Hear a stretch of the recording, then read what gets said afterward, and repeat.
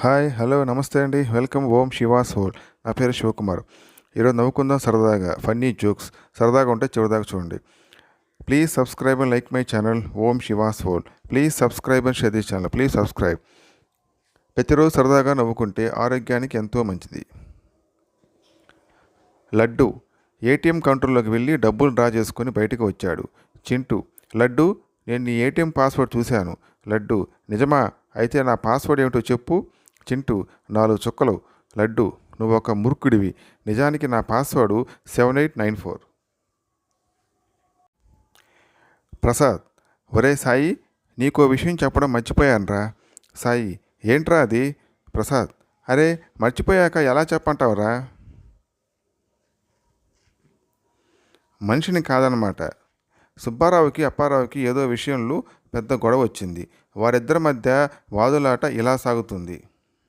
సుబ్బారావు, ఒరేయ్, నేను అసలే కోపం వస్తే మంచోని కాదు. అప్పారావు, ఏంటట? సుబ్బారావు, సింహంగా మారిపోతా.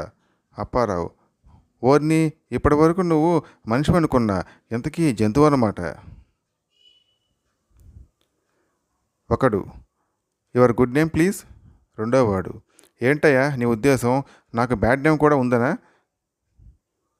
రంగ, మిమ్మల్ని చూస్తుంటే ఎప్పుడూ ఇంట్లోంచి పారిపోయిన మా తాతయ్య గారు గుర్తుకు వస్తున్నారండి. తాతయ్య, గుర్తొస్తే వచ్చాను కానీ బామ్మకు మాత్రం చెప్పకు బాబు. తండ్రి, దేనికిరా అంత తొందర? పరుగులు తీసి పాలు తాగడం కన్నా నిలబడి నీళ్లు తాగడం ఎంతో నయం, తెలిసిందా?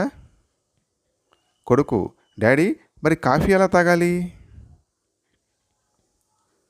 సైకాట్రిస్ట్, ఏమయ్యా రాజు, ట్రీట్మెంట్ మొదలెట్టాక మీ ఆవిడలో మార్పు ఏమైనా కనిపిస్తుందా? రాజు, కనిపిస్తుందండి.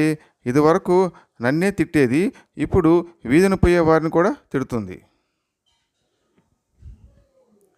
సోమయ్య, మీ దుకాణంలో ఉన్న అందమైన గడియారాలు చూపించండి.